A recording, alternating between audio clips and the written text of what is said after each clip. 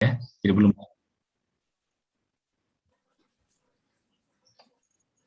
Oke, jadi baru apa atau ingat ya, GLB, GLBB ya, di gerak parabola. GLB pada sumbu X dan GLBB pada sumbu vertikal ya. Dengan beberapa catatan bahwa di titik tertinggi komponen kecepatan pada arah Y sama dengan 0 ya. Sementara komponen kecepatan pada arah X-nya ada ya, jadi Vx. Kemudian di titik terjauh kita ambil posisinya atau ketinggiannya sama dengan 0 ya. Oke, jadi sampai sejauh ini kita masih berbicara tentang kinematika. Konsep posisi, kecepatan, percepatan ya. Kemudian GLB, GLBB itu salah satu jenis geraknya ya. Baik, kita kali ini akan masuk ke dinamika ya. Jadi ilmu yang mempelajari gerak dengan memerhatikan penyebabnya ya. Jadi sudah diperhatikan penyebabnya, dan konon penyebab benda bergerak adalah tarikan atau dorongan ya. Jadi kalau kalian menarik atau mendorong benda itu pasti ya, secara umum itu akan bergerak ya.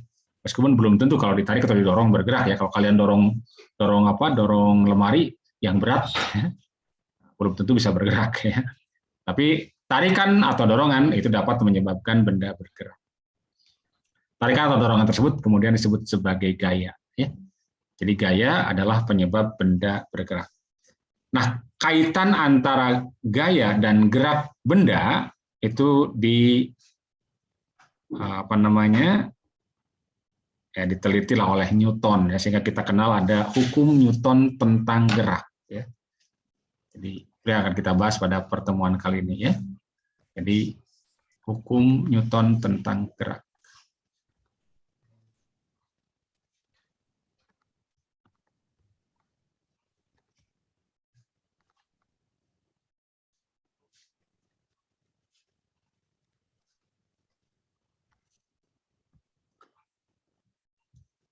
Hukum Newton ini bukan cuma bicara tentang gerak saja ya, banyak hal yang dibicarakan oleh Newton terkait dengan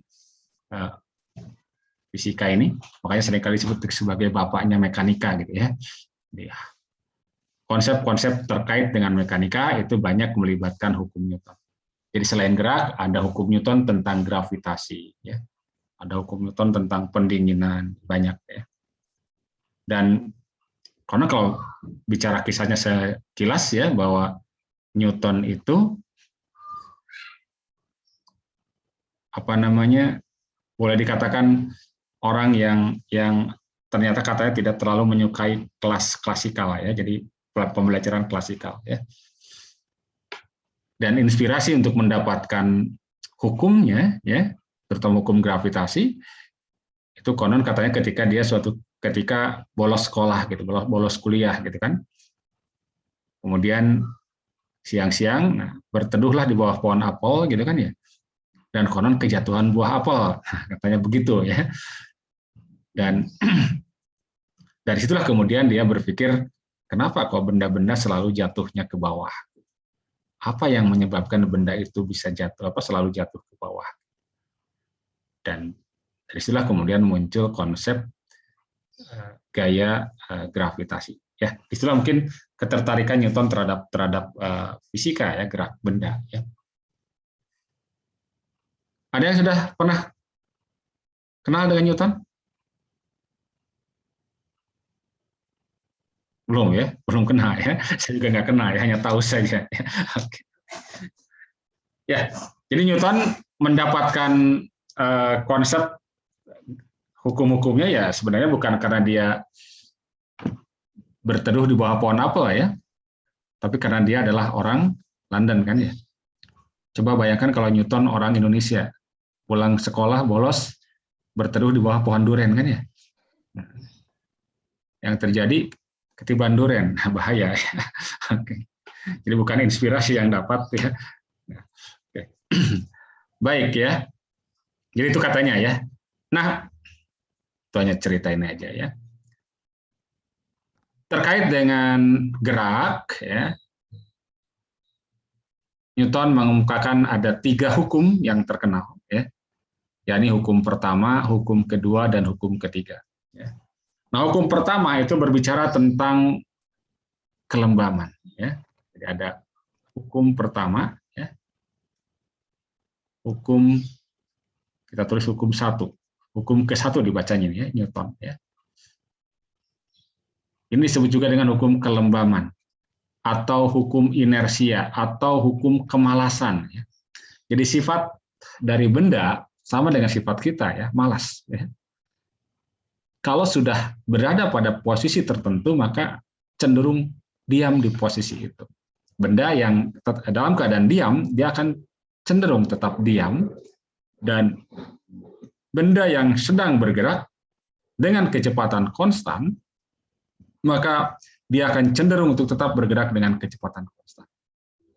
Kita naik mobil, dari keadaan diam, tiba-tiba mobilnya tanpa kita sadari maju ke depan, maka kita akan merasakan tubuh kita menekan ke jok belakang, gitu kan ya?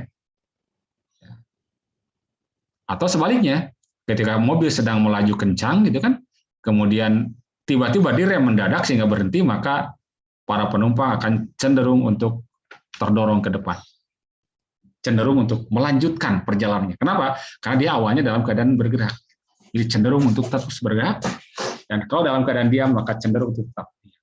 Ya, itu lembab. Makanya untuk menggerakkan benda dari keadaan diam itu perlu dorongan atau tarikan atau perlu gaya yang lebih besar. Kalian mungkin juga bisa coba rasakan kalau dorong benda, mobil misalnya, yang mogok dorong. Awalnya ketika pertama kali dorong itu berat rasanya, ya. Tetapi ketika sudah bergerak, maka dia akan terasa lebih ringan didorong. Sama halnya juga kalau kalian sudah santai, tidak pernah baca buku, tidak pernah belajar, gitu kan, liburan, gitu kan ya, tanpa buka apa-apa, maka untuk memulai belajar itu berat rasanya, berat, ya. Jadi perlu gaya paksa yang kuat. Jadi kalian orang cenderung ya kalau belajar ya memang malas gitu. Sama saya juga ya sama. Kecuali ada yang sesuatu yang memaksa. Harus belajar nih, besok mau ulangan, terpaksa belajar. Besok mau ujian, terpaksa malam-malam belajar. Karena ketika tidak ada ujian mah santai aja, padahal semestinya dicicil ya. Jadi harus dipaksakan awalnya ya, paksakan dulu. Paksakan bahwa setiap hari harus belajar 1 jam minimal dari jam sekian sampai jam sekian terus. Maka ketika sudah rutin itu tidak terasa ya. Tidak terasa ya. Saya lihat buku komik ya, tebal ratusan halaman gitu. Kalau awalnya saya ini tebal banget, malas banget bacanya. Tapi coba buka halaman pertama, halaman kedua gitu kan, dibaca ternyata menarik ceritanya. Semalam bisa habis itu ya. Yang tadinya malas kemudian jadi hanyut untuk membaca itu. Ya demikian juga belajar sama ya. Kalau kalian rutinkan, paksakan untuk rutin belajar insya Allah. Jadi berlaku hukum Newton di sini ya. Oke ya, itu hukum ke-1. Jadi dia menyatakan bahwa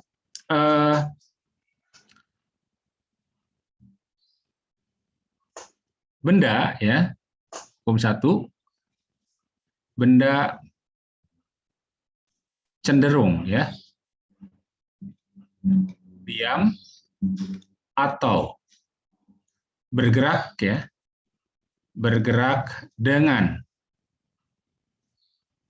kecepatan tetap kecuali ada gaya yang mengubahnya. Jadi gaya ini bersifat memaksa ya, memaksa mengubahnya. Jadi selama tidak ada gaya yang mengubahnya, maka benda yang diam akan tetap diam. Yang sedang bergerak dengan kecepatan tetap akan tetap bergerak dengan kecepatan tadi ya, dengan kecepatan tadi. Ya. Kemudian, nah ini kecuali ada gaya ini kemudian ditafsirkan ya, ditafsirkan bahwa berarti kalau begitu selama resultan gaya yang bekerja pada benda itu sama dengan 0, maka benda akan diam atau jadi ada dua kemungkinan. Pertama, dia diam atau bergerak dengan kecepatan tetap. Kalau gerak dengan kecepatan tetap itu yang kita sebut atau yang kita kenal dengan GLB. Nah, keadaan inilah yang kemudian disebut sebagai keadaan setimbang, kan? Jadi benda dikatakan setimbang itu ketika resultan gayanya sama dengan 0, ya. Dan dalam keadaan setimbang itu adalah dalam keadaan nyaman, ya. Jadi kalau kita sedang nyaman itu berarti sedang berada dalam keadaan kesetimbangan. Nah, yang kedua, persoalannya sekarang bagaimana kalau resultan gayanya tidak 0? Artinya apa? Ada sesuatu yang mengubahnya, ada gaya yang mengubahnya. Nah, ketika ada gaya, ada resultan gaya yang mengubahnya, maka gerak benda akan berubah. Dan ketika berubah dari keadaan diam menjadi bergerak, berarti kan berubah kecepatan. Kalau berubah kecepatan berarti ada percepatan. Nah, itulah yang kemudian dirumuskan oleh Newton bahwa ternyata ketika resultan gaya bekerja pada benda tidak sama dengan 0, maka akan muncul percepatan, di mana besar percepatan yang timbul itu sebanding dengan resultan gayanya dan berbanding terbalik dengan masanya. Atau yang kemudian kita sering ingat dalam ungkapan sigma F sama dengan M kali A. Sigma ini ada jumlah, ya. Ada yang menulis juga F sama dengan MA. Ya. Lebih tepat mungkin resultan, ya, jumlah gaya sama dengan massa dikalikan dengan percepatan. Ya. Nah, kalau gayanya konstan, ya, kalau gayanya konstan maka percepatan juga konstan. Kalau percepatan konstan, ingat geraknya apa? Disebut gerak apa? GLBB, ya. Kalau percepatannya konstan, salah satunya adalah GLBB. Salah satu contohnya, ya. Jadi nanti kalau dalam gerak lurus, seandainya gayanya konstan, maka akan ada GLBB. Nah, pertanyaan, adakah percepatan yang geraknya bukan GLBB? Ada, ya. Nanti kita akan bahas. Ya. Contohnya adalah gerak melingkar. Jadi gerak melingkar bukan GLBB, ya. Karena jelas lintasannya melingkar, ya. Tetapi percepatannya ada dan nilainya konstan. Ada yang konstan, ya. Kalau gerak melingkar berubah beratur.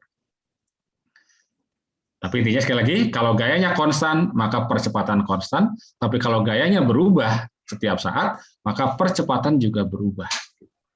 Rumusannya adalah. Nah, yang ketiga ya kita kenal dengan hukum yang ketiga. Ini disebut juga dengan hukum aksi reaksi, ya. Ini hukum aksi reaksi. Jadi kalau ada aksi, ada reaksi, ya sederhananya begitu. Jadi kalau kita katakan kita memukul dinding atau kita mendorong dinding, ya. Kenapa kita yang memukul dinding kita juga merasakan sakitnya? Ya, itu terjadi karena apa? Ketika kita memukul dinding, artinya kita memberikan gaya pada dinding, maka dinding pun memberikan gaya yang besarnya sama. Jadi kalau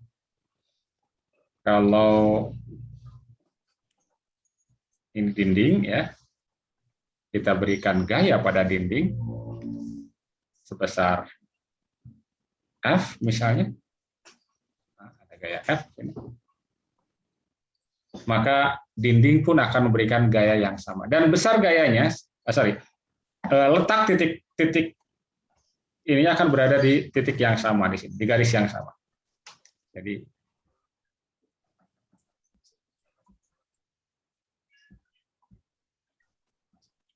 tekan ini F aksen.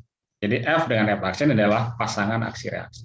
Jadi secara matematis bahwa F aksen sama dengan negatif dari F, gitu kan, ya. Tanda negatif artinya apa?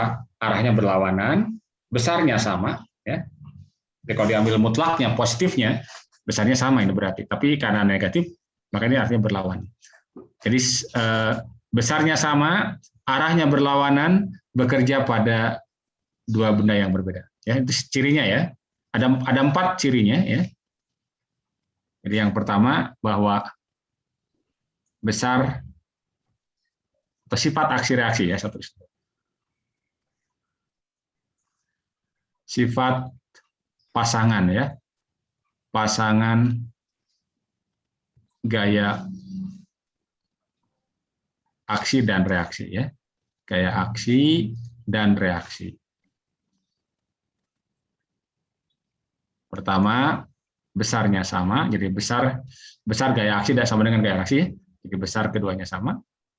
Besarnya ya. Yang kedua, segaris kerja. Satu garis kerja maksudnya kalau dia berada di titik ini garisnya akan ada dalam garis yang sama. Jadi tidak mungkin katakan ditinju di sini, di dinding ini, kemudian dinding memberikan gayanya ke sini. Nggak mungkin.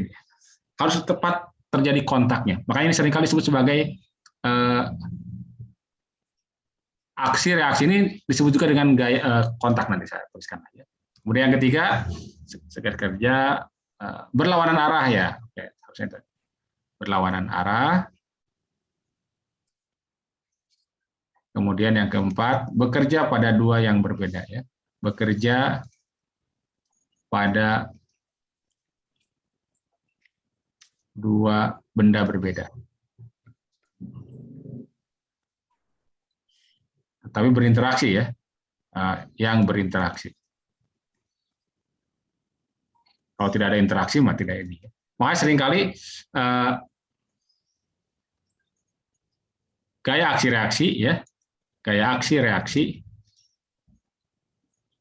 disebut juga gaya kontak ya. Jadi ada kontak gitu. Gaya kontak. Jadi kalau misalkan seperti ini ada tangan, kalau ini tangan kontak pada dinding kan ya. Jadi tangan memberikan, jadi F gaya dari tangan pada dinding, maka F aksen gaya dari dinding ke tangan ya. Jadi kalau F akan gaya dari tangan akan ya ke dinding, maka F aksen itu sebaliknya ya. F aksen sebaliknya. Berarti dari apa? Dari dinding ke tangan gitu, ya. Makanya aksi reaksi. Jadi kontak, ada kontak ya. Ini kontak. Kontak langsung ya, karena ada juga kontak tidak langsung ya. Sentuh langsung dia sentuh. Ada pertanyaan sampai sini?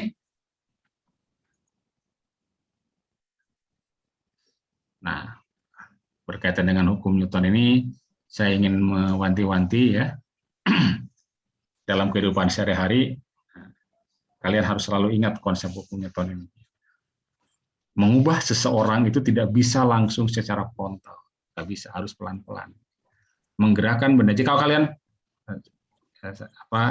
agak susah saya ininya ya. Nah, coba kalau di kelas biasa saya tunjukkan dengan ini. Kalau ada gelas berisi minuman gitu ya. Nah, ini saya punya minuman nih ya. Ini punya minuman nih. Nah, simpan di atas meja, kemudian ada kertas di atas meja. Lalu ketika kertas ditarik secara sekaligus gitu di atas meja, apa yang terjadi dengan gelas ini? Bisa dibayangkan nggak? Gelas tadi saya di atas meja, ya.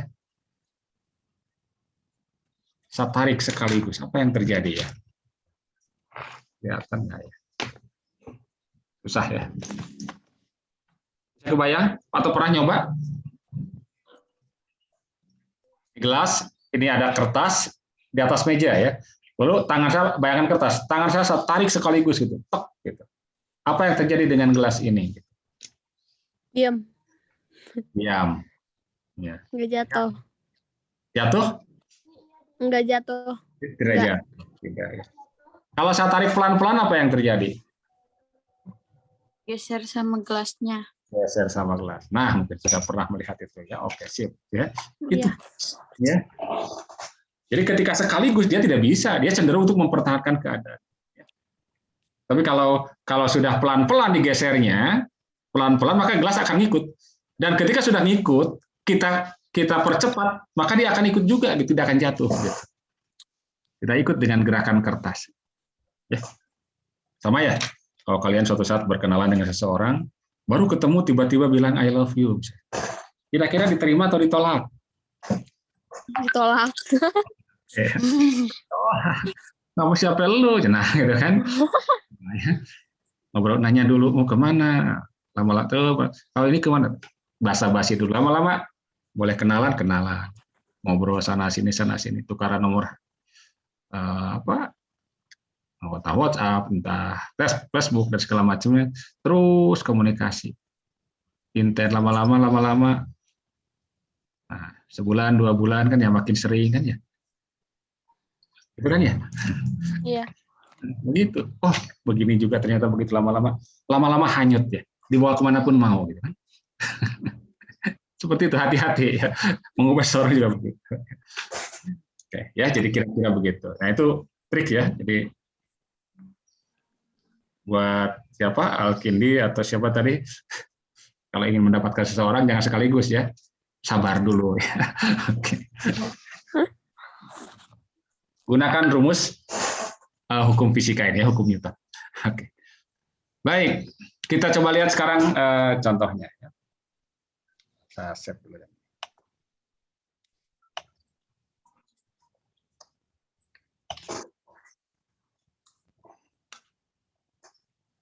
Clear.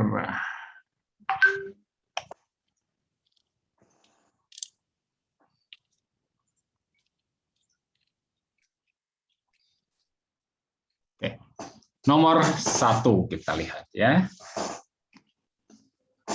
Sebuah benda dipercepat, masanya 4 kg, dipercepat dari keadaan diam oleh sebuah gaya tetap 9 Newton.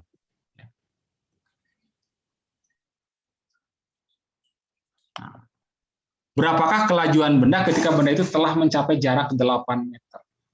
Jadi langkah pertama kita ketahui dulu. Pertama apa yang diketahui?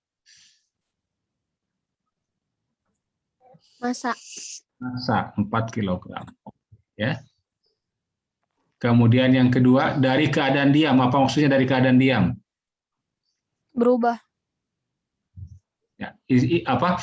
Dari kata-kata diam, informasi apa yang kita dapatkan? Nol. Apanya yang 0? Kecepatan awal. Kan belum bergerak ya. Nah, gitu ya. Jadi kalau diam itu 0, kecepatannya 0. Oke, baik. Kemudian apa lagi? Sebuah gaya tetap. Gaya R. Ya. 9 Newton. Terus apa lagi? Kelajuan ketika benda itu telah mencapai jarak. Berarti yang 8 meter apa ini? Kelajuan. Jarak apa kelajuan? Coba. Yang ditanya apa yang ditanya? Kelajuan. Kelajuan. Nah, berarti yang 8 meter apa ini? Jarak ya. Jarak.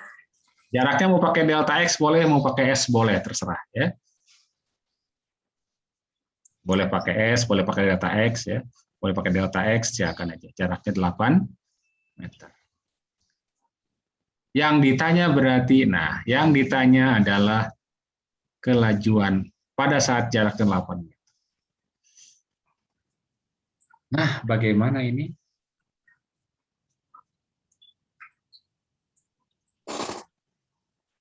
Sekarang kita lihat kelajuan jarak atau perpindahan ya dalam kasus gerak lurus.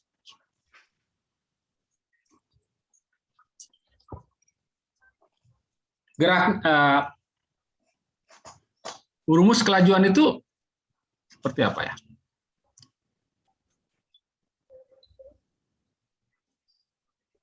Dalam ini sebenarnya besar kecepatan ya, besar kecepatan. Kita harus kenali dulu geraknya, GLB atau GLBB. GLB atau GLBB?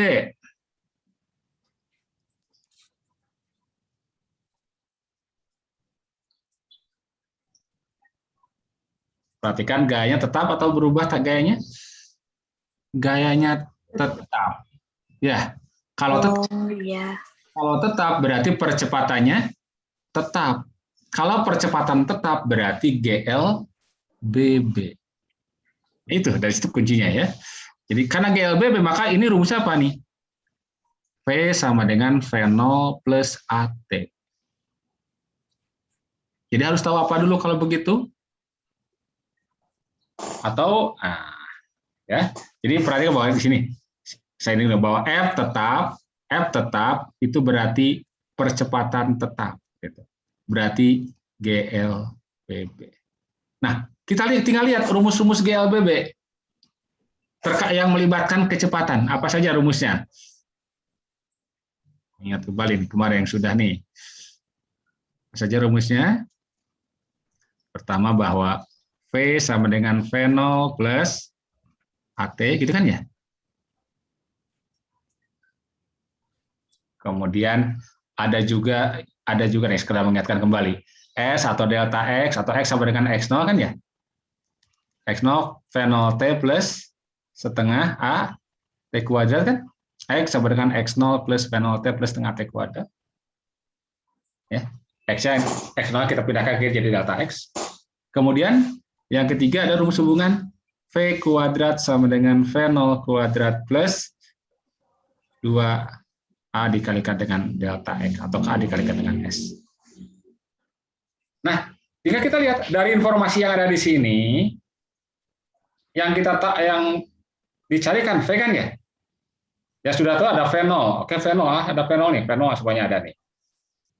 Yang dicari V bisa dari rumus ini, bisa dari rumus ini. 1 atau 3. Namun kalau dari rumus 1, berarti kita harus tahu apa? A dan waktu. Sudah tahu nggak waktunya? Belum ada. Sudah. Mana waktunya berapa? Belum. Oh, nggak ada. Yang tahu apa di sini? S. Yang melibatkan S yang mana? Atau delta X? Yang ini, nomor 3 kan ya? Ada V0, ada V yang dicari, dan ada delta X. Berarti, nah, cuma ada satu lagi yang belum tahu. Ya, ini apa ini? Percepatan. Dari mana percepatan bisa diperoleh? Nah, perhatikan percepatan kan timbul akibat adanya apa? Gaya. Maka berarti kita mulailah dengan menerapkan hukum ke-2 Newton kan ya? Bahwa percepatan sama dengan apa? Sigma F dibagi dengan M gitu. Oke. Gayanya kebetulan hanya satu-satunya gaya sebesar 9 Newton. Ya udah, berarti sebagai resultan gayanya 9 dibagi dengan masanya 4 ya. Meter per sekon kuadrat satuannya ya. Ini mau dibagi dulu boleh, mau tidak juga biarkan saja nggak apa-apa. Baru pakai rumus yang ketiga tadi, E kuadrat sama dengan V0 kuadrat plus 2A kali delta X atau kali S. V0-nya adalah 0 karena awalnya diam, plus 2 dikalikan dengan 9 per 4, gitu kan ya? Dikalikan dengan 8. Berarti berapa ini? Ada yang bisa dicoret? Ada. 8 bagi 4 hancur lebur. Jadi berapa? 2. 2 kali 2? 4. Boleh dikalikan dulu, tapi nggak dikalikan juga nggak apa-apa. Gini aja kan?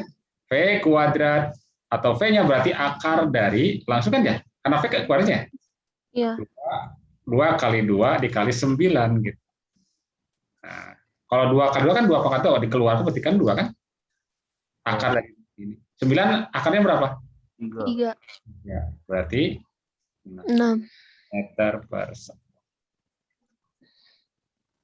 Gimana? Ada pertanyaan?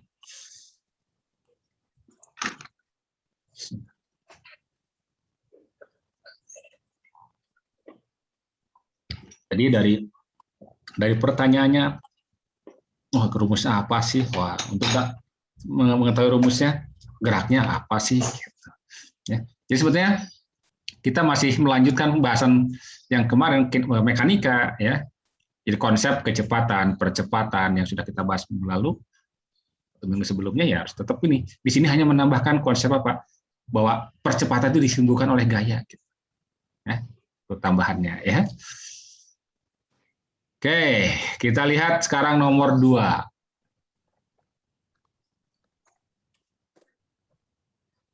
Gaya rem sebesar 9 Newton, karena gaya rem sebesar 9 Newton.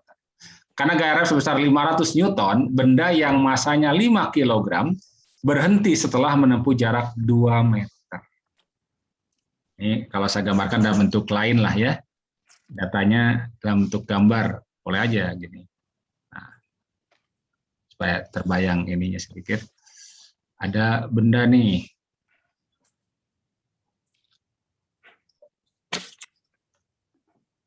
Nah, ya, ini bendanya. Dia mula-mula sedang apa?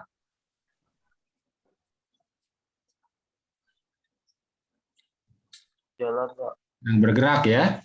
Bergerak, tapi tidak tahu dengan kecepatan berapa. Pokoknya dia sedang bergerak. Dia punya kecepatan awal, ya, punya V0.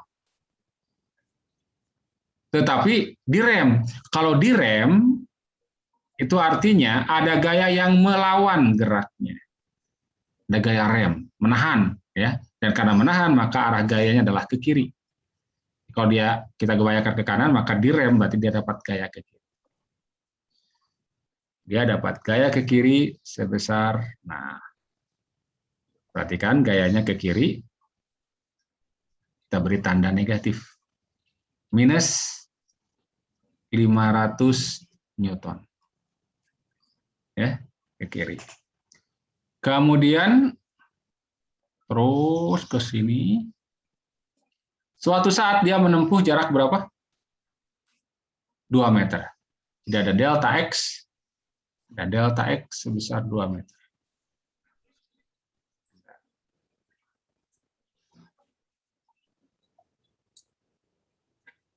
Delta X atau jarak sebesar 2 meter. Dan sampai sini dia berhenti. Apa artinya berhenti? Kecepatan menjadi 0. Ya, tidak ada kata-kata berhenti ini. Berhenti. Berarti kecepatan menjadi 0. Nah, pertanyaannya berapakah kecepatan awal? Ya, berapakah V0? Masanya diketahui M sama dengan berapa? 5.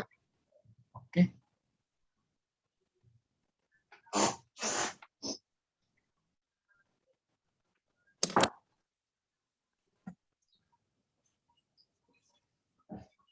Kembali informasi ini mirip atau sama dengan nomor 1 sebenarnya, ya, sama dengan nomor 1. Ya, informasinya kan ada berjarak, ada gaya, ada massa. Cuman kebalik, di sini ada V0 dan P akhirnya yang 0 gitu. Yang ditanya V0 gitu. Berarti rumus yang dipakai sama, ya. Jadi langkah pertama kita dapatkan apa? Dapatkan percepatan dulu. Berapa percepatannya? Sigma F dibagi dengan M gitu. Berarti min 500 per 5. Oke. Minus 100. 100. Besar sekali ya, per sekon kuadrat. Barulah gunakan V kuadrat sama dengan V0 kuadrat plus 2 kali A dikalikan dengan delta X. Gitu. V-nya terakhirnya 0. 0 sama dengan V0 kuadrat plus 2 kali 2. min. Min 100. Kali delta X berapa? 2. 2. Pindahkan ke ruas kiri. Pakai ini jadi negatif ya. Jadi 2 atau 400 sama dengan V0 kuadrat. Atau V0 kuadrat sama dengan 400. Maka V0-nya berapa? Akar dari 400 ya? 100. Berapa itu?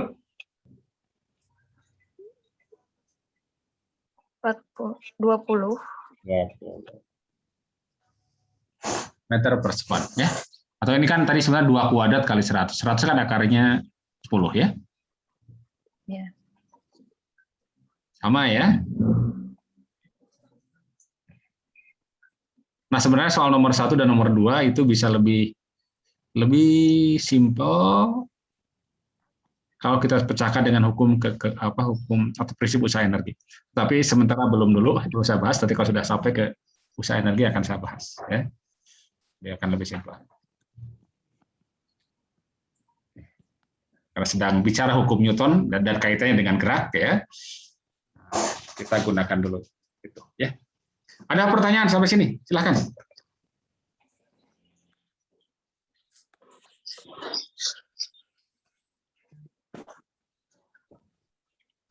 Belum ada, Pak. Belum. Oke, baik.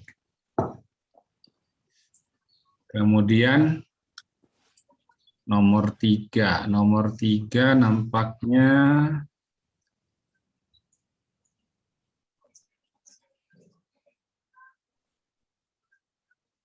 mungkin agak sedikit ini ilustrasinya, sebentar saya share dulu yang ini ya.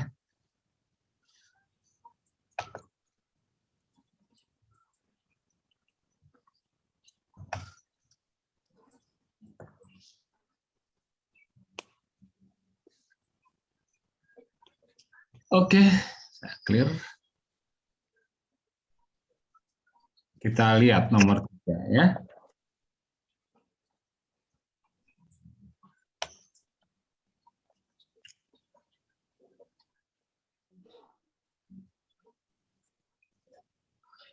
Sebuah benda yang mula-mula diam dipengaruhi oleh dua gaya yang saling berlawanan. Gaya pertama sebesar 200 Newton dan gaya kedua sebesar 300 Newton. Setelah 5 detik, gaya kedua dihapus. Gimana cara ngapus gayanya? Dihilangkan maksudnya. Ya. Jadi kalau saya ditarik, yang satu dorong, yang satu narik gitu. Nah, ketika apa namanya ya, dilepas salah satunya ya, oke, maka tinggal satu buah gaya ya.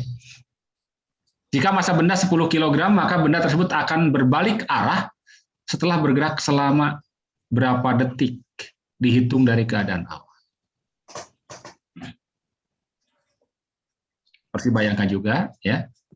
Oke. Dan karena itu kita coba gambar saja. Nah, supaya ini. Mula-mula bendanya ada di sini. Ini artinya pada saat T sama dengan 0 ya. Jadi kalau disebut mula-mula berarti pada saat T sama dengan 0. Dia dikenai dua gaya. Yang 300 dan 200 ya. 200 dan apa? 300.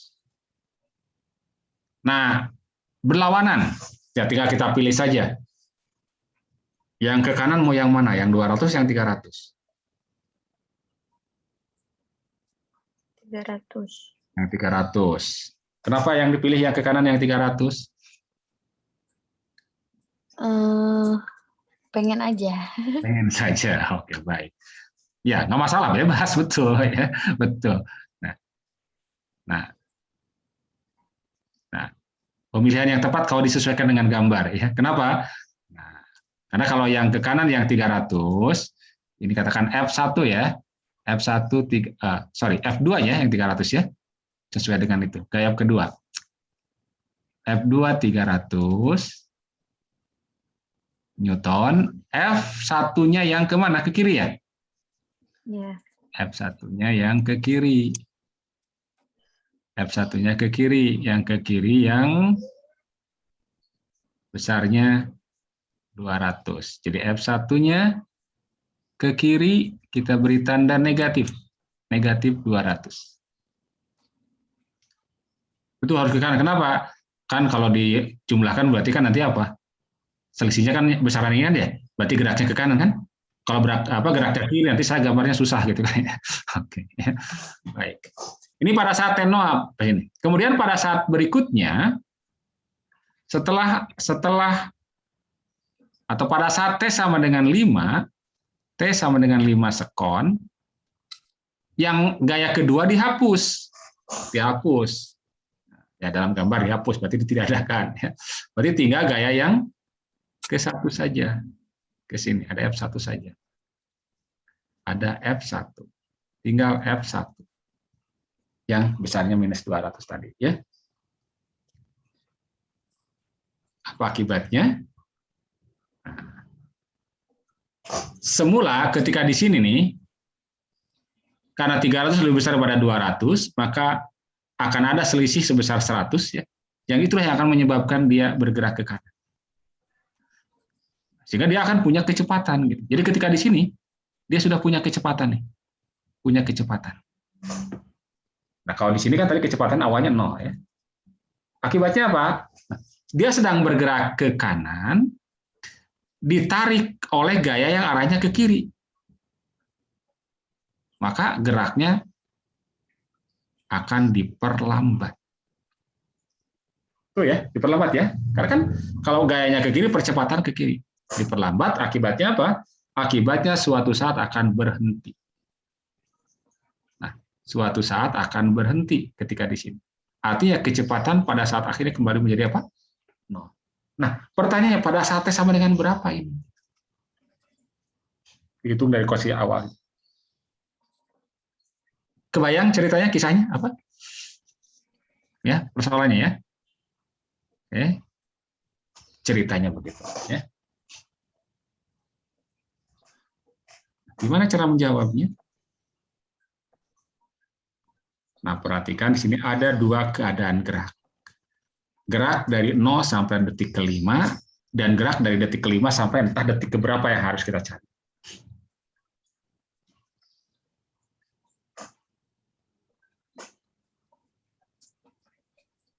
Oke. Perhatikan informasinya, ada masanya, ada ya. Masanya berapa? 10 kg. Oke ya. Jadi masanya diketahui 10 kg. M sama dengan 10 kg.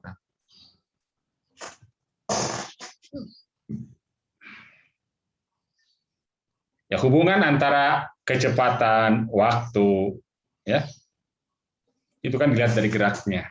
Geraknya GLB atau GLBB? Sudah pasti GLBB, ya, karena ada gaya tetap, ya. Jadi geraknya GLBB. Hubungan antara kecepatan dan waktu, GLBB kan dari rumus apa? V sama dengan V0 plus AT. Pakai rumus yang pertama, ya tadi sudah satu di sini ya, sudah hapus ya. V0 plus AT. Berarti tetap harus tahu A-nya dulu. Ya. Nah, karena keadaan geraknya dua macam ya, maka kita lihat dulu gerak pertama ya. Antara pertama untuk waktu dari 0 sampai 5 sekon. Nah, sini ya. Kita hitung percepatannya. Percepatan itu kan sigma F dibagi dengan M. Berarti yang ke kanan kan yang 300. Kemudian dengan dijumlahkan dengan yang ke kiri adalah berapa? Min 200 gitu kan. Dibagi dengan 10 berarti sama dengan 100 bagi 10 ya.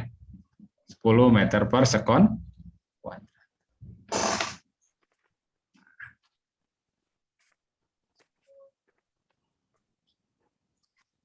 Nah, untuk mendapatkan, kan tujuan di sini ya nanti. Jadi gerak yang kedua nanti kan sebenarnya dari 5 sampai ke T ini ya. Cuman dari gerak yang kedua kalau V akhirnya adalah 0, kita berarti harus tahu V ini. Ya, harus tahu berapa sih V ini. Nah, V ini adalah kecepatan akhir dari gerak ini. Berarti dari sama juga rumusnya, V sama dengan V0 plus AT. Berarti V0-nya berapa? Ini 0 ya. Ditambah A-nya 10 kali T-nya adalah berapa lama? 5 sekon. 5. Jadi berapa? 50 kan gitu. Nah, sekarang untuk dapatkan T ini berarti untuk T dari 5 ya sampai entah berapa ini, misalkan X ya. T sama dengan X ini. Jangan X lah, T sama dengan C misalnya ya. C sekon ya. Kita ingin cari C-nya berapa. Dapatkan juga A-nya. A-nya apa? Sigma F dibagi dengan M. Berarti tinggal satu-satunya gaya F1 arahnya ke kiri, yang min 200 ya. Berarti min 200 dibagi dengan 10. Berarti min 20. Ya, sekarang ketemu V sama dengan boleh ini V0 plus AT. Nah, V0 yang ini adalah V0 untuk gerak ini. Awal, ya ini kan kalau dari apa? Ini jadi awal lagi gitu ya bagi gerak yang kedua ini ya. Ini adalah gerak awalnya. Berarti yang mana? Tidak lain yang V yang ini nih. V pada saat 5. Bisa dipahami? Bisa. Oke ya. Jadi bagi yang gerak kedua, kalau bagi gerak pertama ini adalah kecepatan akhir atau kecepatan pada saat 5. Bagi gerak yang kedua, kecepatan pada saat 5 adalah kecepatan awal. Ya. Gitu. Oke, jadi berarti kita masukkan, ini berarti 50, A-nya adalah min 20 kali T, dan ini adalah 0. Berarti T adalah berapa? Pindah 20 T ke kiri ya? Ya.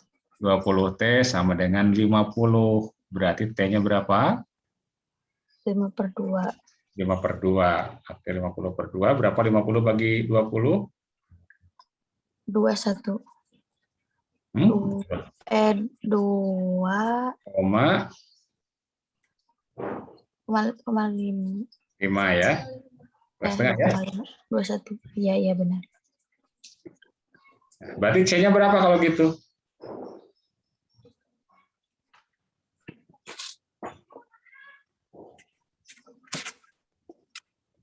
Artinya gini, ini T ini perhatikan bedakan ya. T ini adalah selang waktu sebenarnya. Selang waktu dari sini itu adalah 2,5.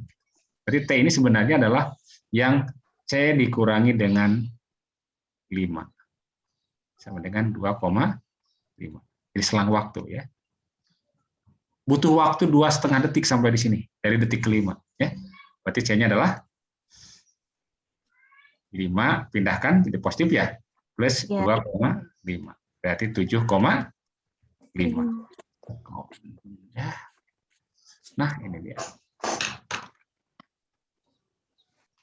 Ada pertanyaan? Silakan.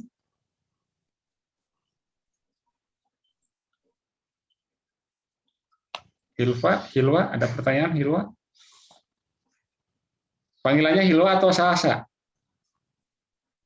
Caca, Pak. Oh, Caca. Malah jauh ya. Hilwa. Hilwa, Sasa. Oh, Silvi, panggilannya apa Silvi? Silvi aja, Pak. Silvi aja. Oh, pakai aja ya? Bebas terserah Bapak. Oh, gitu ya. Silvi ya. Kalau Audi, panggilannya Audi apa Audi? Ya? Oh, Audi. Oke. Kalau Alivia? Via atau Alif? Alivia. Banyak, Pak. Oh, banyak? Banyak yang Liv, Alivia. Oh, gitu, Alivia. Oh ya, bebas lah ya. Via. Iya. Baik. Tadi kalau Kindi gimana? Al-Kindi ya? Kindi, Pak. Kindi, oke. Tadi siapa satu lagi? Oh, Yuda namanya ya panggilannya ya. Yuda, Bintang. Oke. Baik.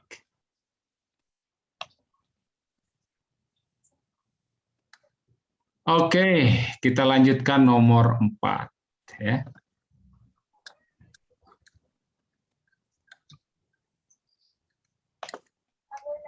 Sebuah benda yang bermassa 4 kg terletak di atas tanah.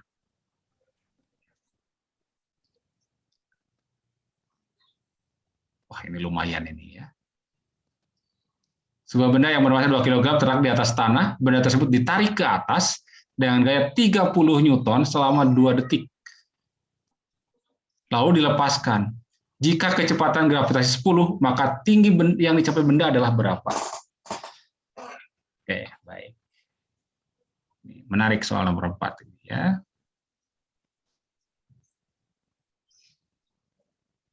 Kita ilustrasikan dulu. Jadi kalau tidak bisa dibayangkan dengan ini, gambar saja ya. Ada tanah gitulah ya. Dari tanah ada benda. Nah, ditarik ke atas dengan gaya 30 Newton.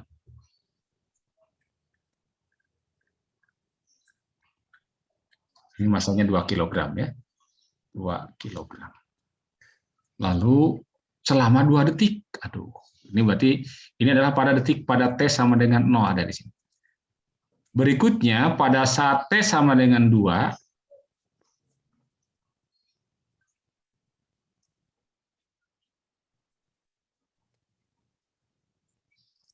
dilepaskan.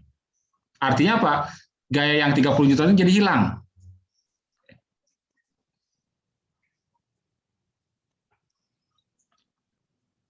Jadi hilang ya. Yang ditanyakan tinggi benda ya. Ditanyakan tinggi benda.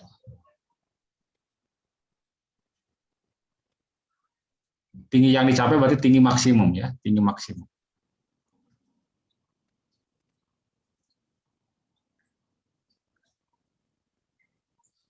Tinggi maksimum benda.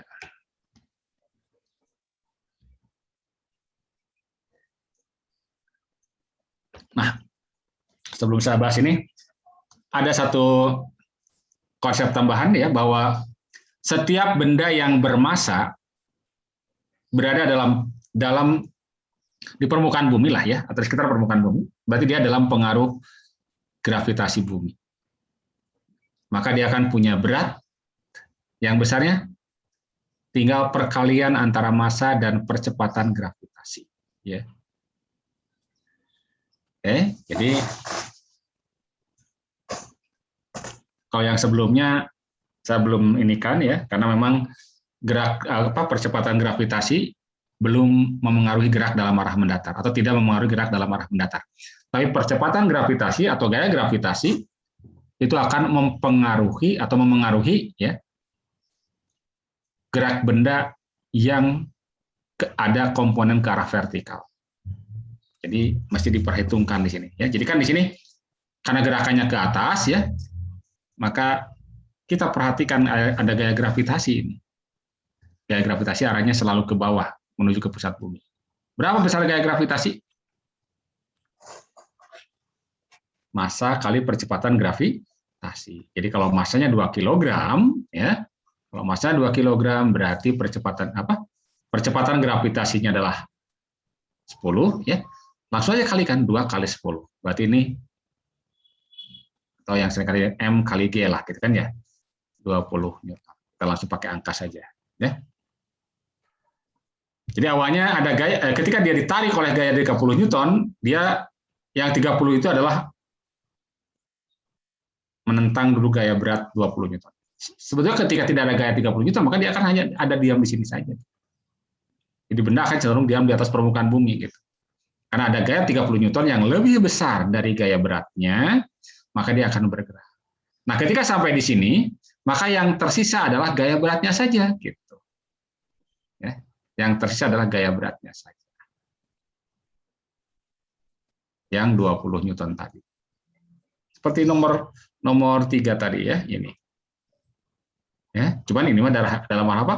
Dalam arah mendatar. Ya, di soal nomor 4 serupa dengan nomor 3 sebenarnya, hanya saja yang ini dalam arah vertikal gitu. Ya. Baik. Nah,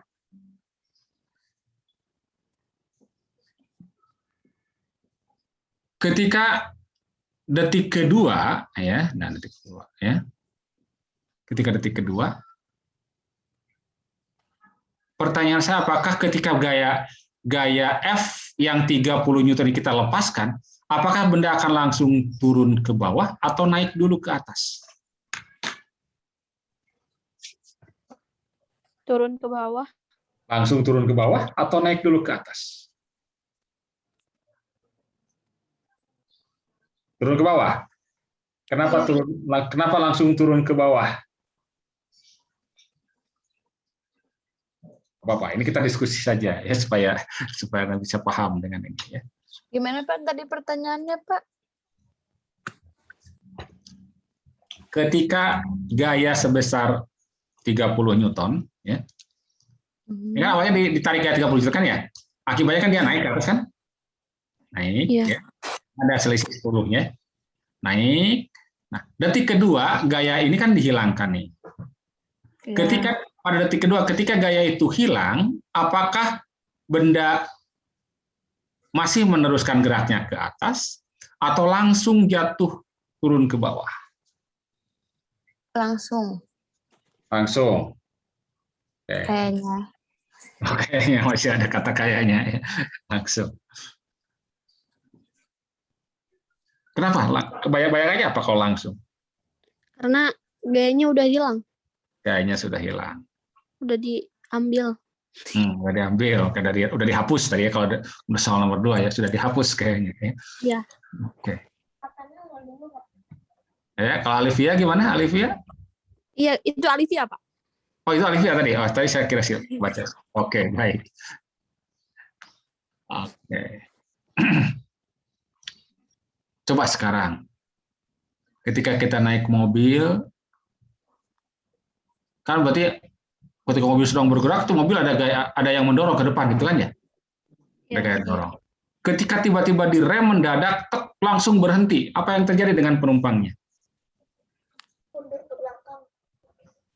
Oh? Maju dulu. Maju dulu. Maju terus ke belakang. Nah, wah gitu kan ya. Oke. Jadi meskipun ketika gaya dihilangkan, dia tidak akan langsung apa? Tidak akan langsung Jatuh. balik lagi. Tidak. Seperti ini nih. Ketika ini kan yang menyebabkan misal nomor 3 yang menyebabkan dia apa? Yang dia menyebabkan dia apa? Bergerak kan yang 300 selisihnya ya sebenarnya ya. Tapi ketika 300 dihilangkan, dia masih ada gaya yang ini ke mana? Ke arah kiri kan? Iya. Dia masih meneruskan gerakannya ke sini, persis ya. Ya. Karena apa? Itu sifat-sifat kelembaban. Jadi karena apa? Karena sudah punya kecepatan ketika di sini, ya. Jadi dia karena dia sudah punya kecepatan ke arah atas, ya. Dia punya kecepatan ke arah atas, maka dia masih akan meneruskan. Dia masih akan meneruskan karena dia punya kecepatan. Akibatnya dia akan naik dulu, ya. Naik dulu, dan ketika naik itu dia dalam pengaruh tinggal tersier dalam pengaruh percepatan gravitasi. Barulah kemudian turun lagi ke bawah. Nah, meskipun ini melengkung begini, maksudnya bukan belok ke sana ya, tapi hanya untuk memisahkan itu saya. Nah, inilah yang disebut dengan tinggi maksimum gitu. Atau Y maksimum ya. Nah,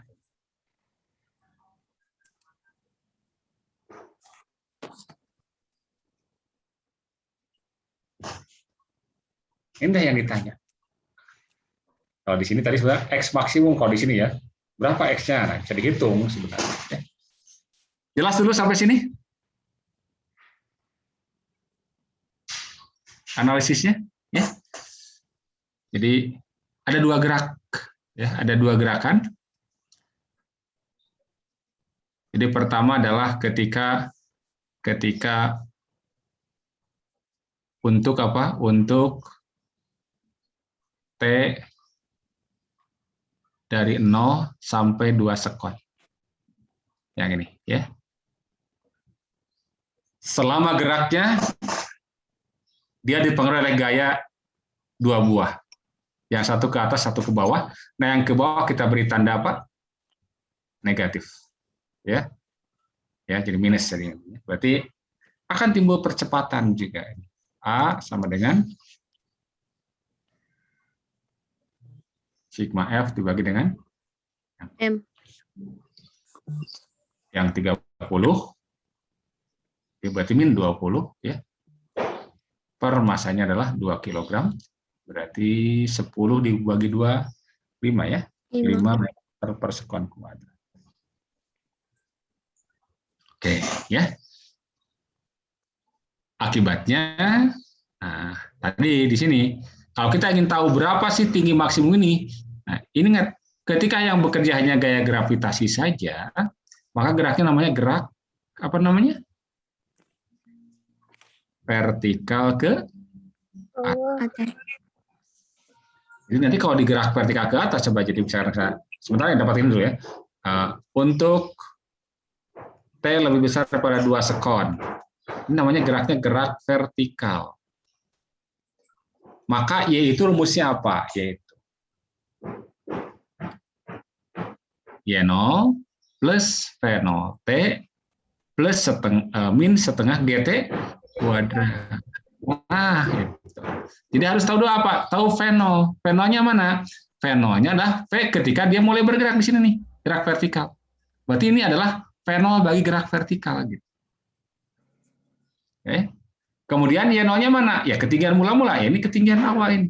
Ini juga ketinggian mula-mula untuk gerak vertikal.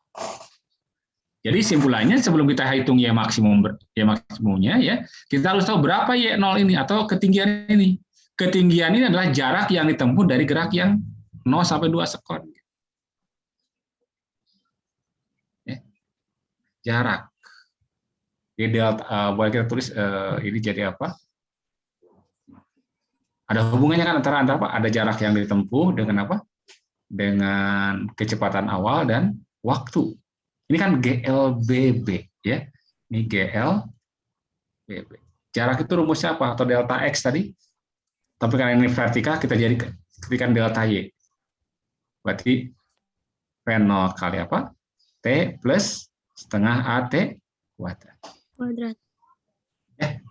Jadi makanya jangan diingat simbol ya, tapi apa? Konsepnya jarak itu kalau GLBB kan boleh delta X, boleh pakai S. Kalau vertikal kita ganti aja dengan delta Y bisa gitu ya. Enggak masalah ya. Nah, V0-nya berapa? V0-nya adalah 0 ya. Iya. Di sini belum ada. 0 plus setengah kali 5 dikalikan dengan 2.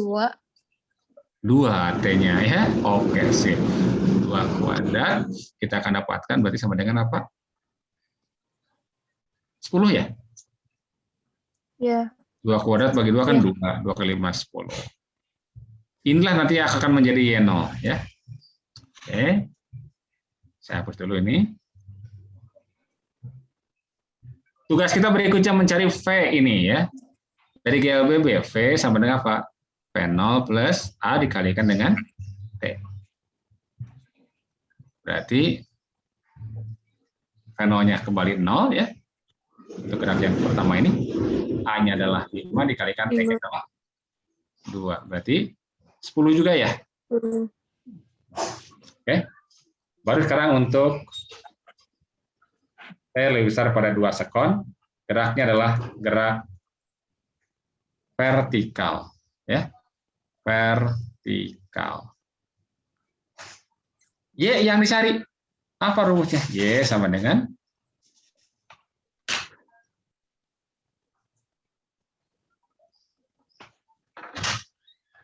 apa rumusnya?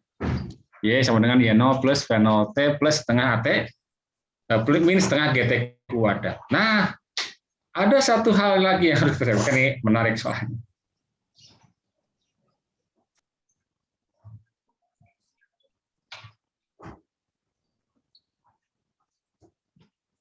Belum tahu berapa waktu untuk mencapai titik tertinggi.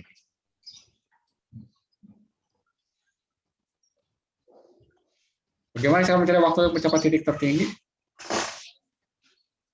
Di titik tertinggi, ingat, di titik tertinggi, nah yang harus diingat ya. Kecepatannya sama dengan, dia akan berlaku, maka V sama dengan V0 min GT.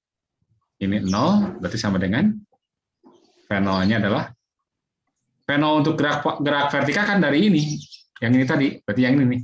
Yang ini akan menjadi V0 nih. Ini jadi V0. Untuk gerak yang berikutnya. Berarti yang 10 dikurangi dengan 10 kali T, sehingga dapatlah T-nya sama dengan berapa?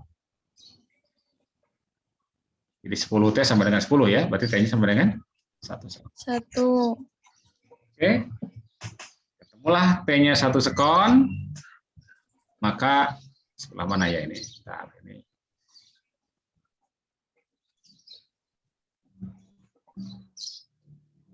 Oke, pindah sini ya. Maka kita akan dapatkan Y sama dengan Y0 plus V0 kali T min setengah G T kuadrat. Y0-nya adalah 10. V0-nya adalah yang ini tadi 10, positif karena ke atas. Kali T-nya adalah 1 ya. Yang ini T-nya. Min setengah kali 10 kali 1 kuadrat. 10 tambah 10 adalah 20 dikurangi dengan setengah kali 10 di 5. Jadi sama dengan 15 meter. Begitu. Ini lumayan ini ya analisisnya ya, lumayan berat ya. Ini termasuk lumayan berat memang ya. Ya, tapi jangan putus asa, jangan wah ternyata susah. Enggak, sebenarnya kalau kita ini ya pelan-pelan di ini. Bapak mau nanya. Ya, boleh, enggak? Kan itu tadi delta Y kan sama dengan V0T. V0T sama V0 bedanya apa? Ini V0T maksudnya adalah V0 kecepatan awal dikalikan waktu. Waktunya yang? Waktunya waktu yang diperlukan dari sini sampai sini dalam hal ini. Dari awal ketika ditarik sampai detik kedua kan 2 detik waktunya. Selang. Tapi nggak ditulis Pak itu di situ? Di mana? Atau di akhir? Ini. Ya kan itu ditulisnya cuma 0 doang. Ya. Nah, kenapa 1 0? Karena 0 dikalikan dengan 2. Ya, ini sebenarnya 0 kali berapa? Oh, jadi langsung aja. Nah, gitu. Oh, iya. Sip. Oke, Pak. Oke, baik. Ada lagi? Silvi mau nanya, Pak. Silvi. Oke, Silvi. Gimana, Silvi? Itu yang tadi yang maka terakhir itu, T-nya kenapa cuma dipakai yang 1 kan dari bawah ada yang 2S. Yang ini ya. Oke. Baik. Karena geraknya kan dipisah, ya. Pertama gerak ketika 30 itu masih ada dari sini sampai berapa? 2, yang ini kan ya? Iya. Jadi gerak dari 2 ke sini, ya sampai ke puncak, itu sudah gerak vertikal ke atas. Jadi yang ini udah kita tinggalkan saja ini. Cuman yang dari sini yang kita ambil datanya apa? Yang kita ambil datanya adalah data ketinggiannya sama data kecepatan ini. Yang ini, yang kita perlukan. Ya, data Y0 dan apa? Y0 dan apa? Nah, itu yang kita perlukan. Jadi ketika sudah gerak berikutnya, hapus ya. Gerak berikutnya, ya abaikan ini. Jadi yang ini, T yang ini, nah yang kedua nih, yang kedua ini, yang 1 sekon adalah apa? Gerak dari mulai detik kedua sampai puncak. Jadi kalau dihitung, ya, kalau dihitung dari waktu awal, di sini detik keberapa di puncak ini sebenarnya? 3. Detik ketiga. Gitu. Ya. Jadi dari detik kedua sampai ketiga butuh waktu 1 sekon. Nah, yang diperlukan, yang dimasukkan ke sini adalah T di sini adalah selang waktu. Ya. Makanya sebenarnya yang benar, yang tepat itu delta T. Cuman ya nanti kebanyakan nulisnya gitu. Jadi mesti diingat ini ya, ada selang waktu, ada apa? Ada waktu. Ya.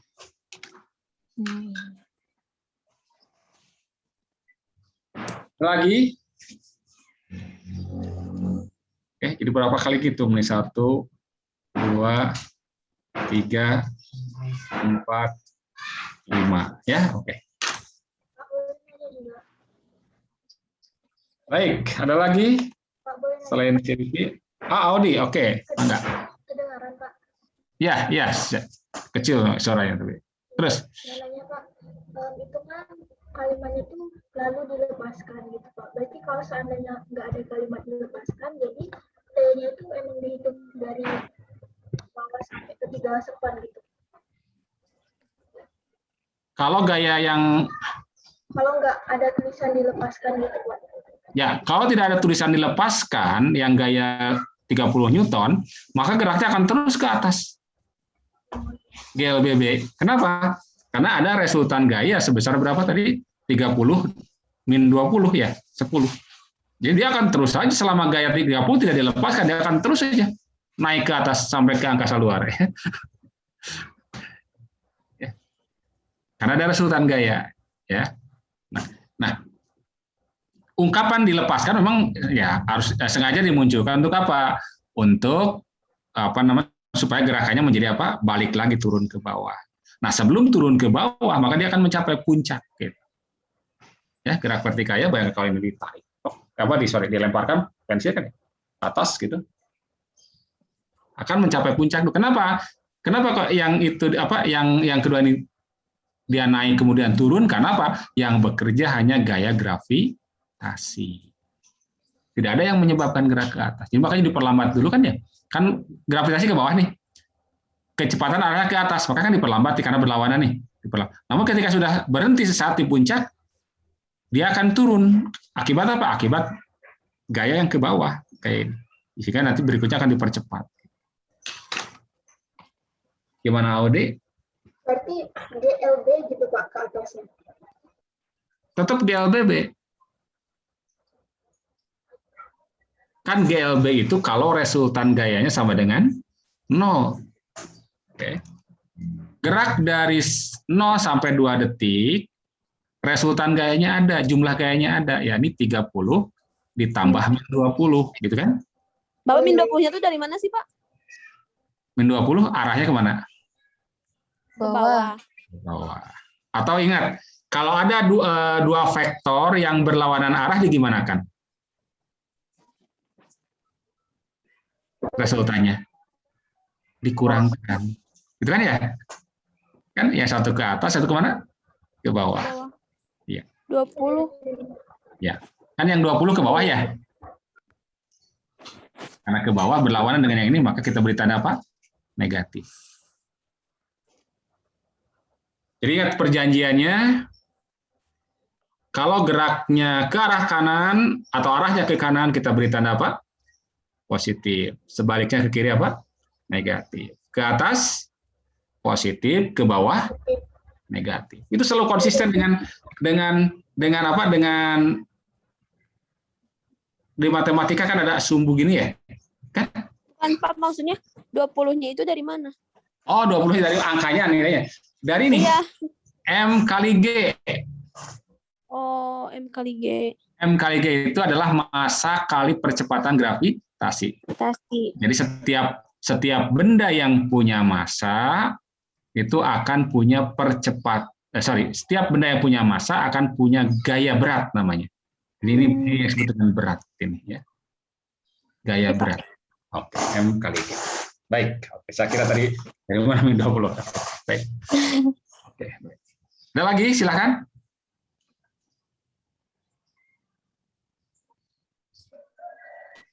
Ada waktu ada kayaknya, Pak. Oke, nggak ada ya, baik. Saya siap dulu sebentar.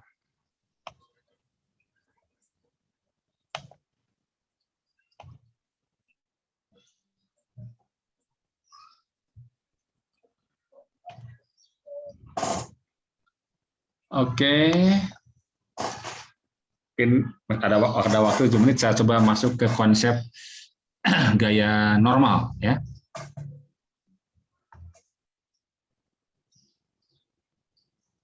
Mungkin sebentar, nomor 5 bisa saya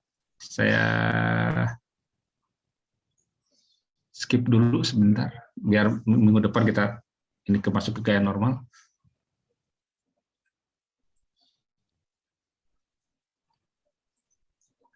Nomor 6.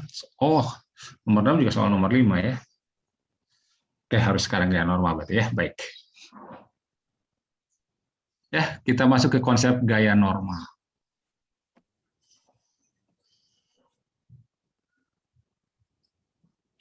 Atau macam gaya dulu ya. Tadi saya belum masuk.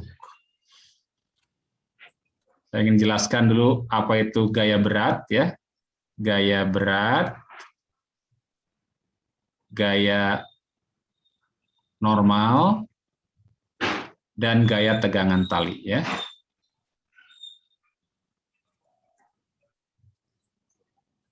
Nah, ini yang sering muncul istilah di dalam konsep gerak atau hukum Newton tentang gerak ya. Nah, gaya berat itu adalah gaya yang dimiliki oleh benda karena percepatan gravitasi ya, tadi sudah disinggung ya. Kalau ini ada permukaan bumi ya, ini permukaan bumi. Kemudian ada benda bermasa M. Percepatan gravitasi itu arahnya selalu ke bawah ya. Jadi akan muncul gaya berat. Dan ada gaya berat sini. Dan sering pakai simbol W, tapi nah W-nya W kecil sebenarnya ya. M kali G. Itulah gaya berat ya. Massa kali percepatan gravitasi. Yang pertama itu berat ya. Atau ini yang disebut dengan gaya gravitasi ya. Gaya gravitasi. Kemudian yang kedua ada yang disebut dengan gaya normal. Normal itu adalah ini, kalau ini ada permukaan bumi misalnya. Kemudian ada benda.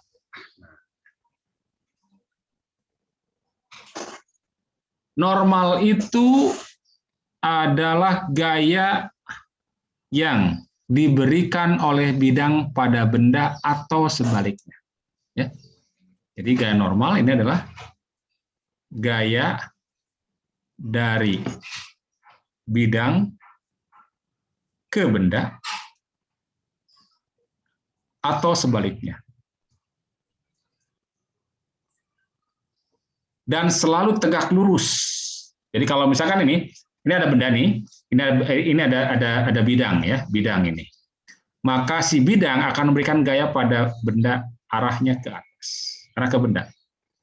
Kita beri simbol N.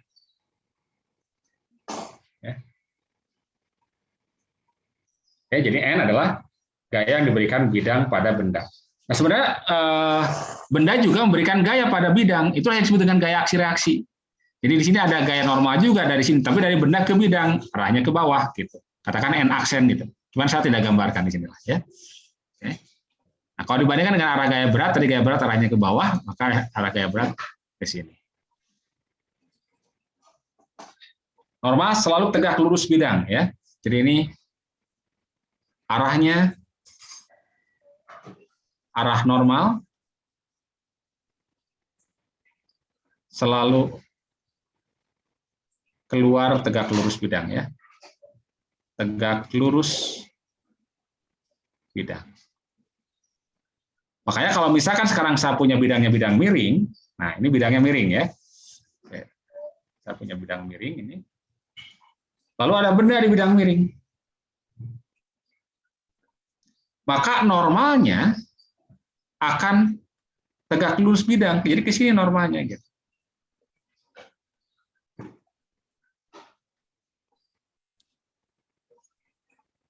Jadi ini akan siku-siku di sini. Ini siku-siku di sini. Gaya berat kemana? Kalau gaya berat selalu ke bawah, jadi gaya berat selalu ke sini. Ya, jadi perhatikan bedanya ya. Gaya berat selalu ke bawah. Jadi kalau misalkan saya punya bidangnya begini,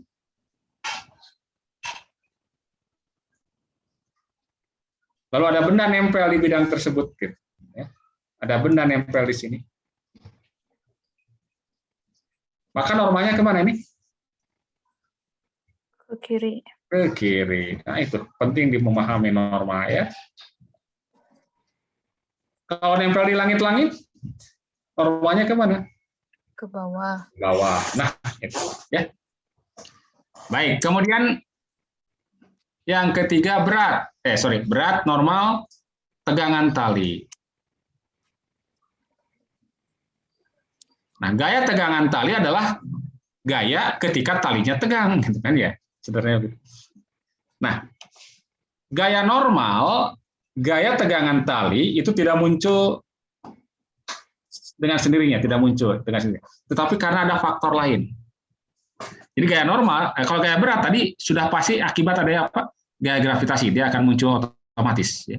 Selalu ada. Selama benda itu berada di permukaan bumi, maka pasti punya berat. Asalkan benda punya massa. Ya. Tapi kalau benda, pada benda belum tentu bekerja yang normal. Kalau tidak bersentuhan. Jadi kalau misalkan saya punya ini, nah ini, saya pegang. Dengan lantai, dia tidak punya normal. Kenapa? Kalau tidak bersentuhan dengan lantai. Justru dia punya normal dengan tangan saya. Ini punya normal. Dia tangan saya berikan kayak sini, ini berikan kayak gini. Ya. Jadi normal itu muncul kalau ada benda bersentuhan dengan bidang. Kalau tidak bersentuhan dengan bidang, terangkat saja sedikit, misalkan dari bidang ini, maka sini normal tidak ada. Ya. Oke. Jadi harus banyak gaya kontak normal atau gaya sentuh. Ya. Demikian pula tegangan tali. Ya. Dia hanya akan muncul kalau, oke, contoh misalkan ada gaya lain yang bekerja. Misalkan gini, ada benda diikat digantung di sini pakai tali. Maka pada benda itu kan ada gaya berat ya. Sudah pasti ada bekerja gaya berat. Akibatnya apa? Akibatnya si benda itu cenderung untuk ke lantai ke bawah. Tapi karena ditahan oleh tali, akibatnya talinya tegang. Jadi tali tegang karena apa? Menahan benda. Jadi makanya selalu melawan. Jadi kalau terhadap benda, kalau benda ditarik ke bawah, maka tegangan tali arahnya ke atas. Kita beri tanda T misalkan di tegangan. Kalau misalkan contoh kasus yang lain misalnya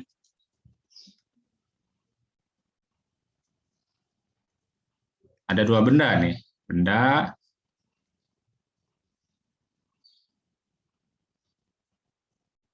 dihubungkan dengan tali.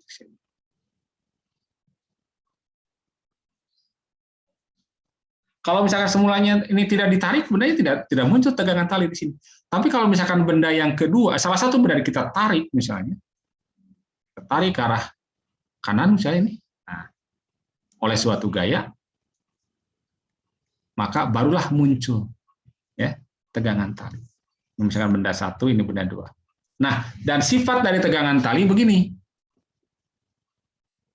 Ketika dilihat dari benda ini, satu, ini kan ketika ditarik ke kanan, maka tali akan menarik benda satu kan ya. Maka terhadap benda satu, si tegangan tali arahnya ke kanan. Karena bersifat menarik. Tapi bagi benda dua, si ini kan akan si satu ini akan menahan pergerakan seandainya tidak dihubungkan dengan tali, sini kan ini akan jauh lebih cepat ke kanan. Tapi tertahan oleh adanya ini. Jadi ini bersifat menahan satu sehingga talinya akan ke arah kiri tegak. Jadi tergantung dari bendanya yang dilihat dari mana. Ya. Oke. Jadi kalau tegangan pada tali arahnya tergantung dari kecenderungan gerak bendanya. Kalau dilihat dari dua, maka dia bersifat menahan gerakan ini ke kiri. Tapi kalau dilihat dari satu, si tali ini bersama F ini akan menyebabkan dia bergerak ke kanan. Maka gaya tegangan tali. Ya. Baik, jadi saya baru perkenalkan macam gaya ya yang sering terlibat. Jadi gaya berat, gaya normal, dan gaya tegangan tali. Nah, tadi terkait dengan gaya berat di soal nomor 3 sudah diimplementasikan salah satunya. Nanti lihat contoh berikutnya pada pertemuan berikutnya berarti ya. Oke. Ada pertanyaan sampai sini? Belum ada, Pak. Ya, baik ya. Jadi sementara itu dulu ya. Baru beberapa contoh soal ya karena memang lumayan nih ya memahaminya.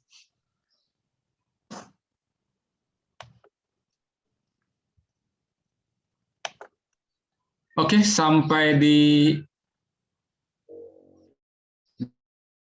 warahmatullahi